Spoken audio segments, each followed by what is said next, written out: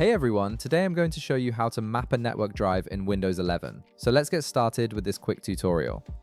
First, power on your system unit and wait until your Windows 11 computer completely loads up. Make sure everything is fully booted before moving forward, as this ensures all system processes are running smoothly and prevents any potential issues during the setup.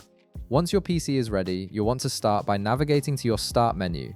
This is the Windows icon you'll find located within your taskbar at the bottom of your screen. Go ahead and click on it to open the menu. From here, type in this PC in the search bar. This will bring up your File Explorer and give you access to all your drives and connected devices. From the results that appear, you'll see an expanded menu with various options. Look through the list of options displayed and you'll prominently see Map Network Drive listed there. This feature allows you to connect to shared folders on other computers or servers in your network, making it easy to access files remotely as if they were stored directly on your own computer. Click on Map Network Drive to proceed. A new window titled Map Network Drive will now appear on your screen. This is where you'll configure the connection to the network location you want to access. In this window, you'll see several fields and options for setting up your drive mapping. To select the specific folder or file directory you want to share and connect to, simply click on the Browse button. This opens a navigation window that lets you browse through available network locations and shared folders on your network, making it easy to find exactly what you're looking for. And that's it, you've successfully opened the Map Network Drive window and selected your network location.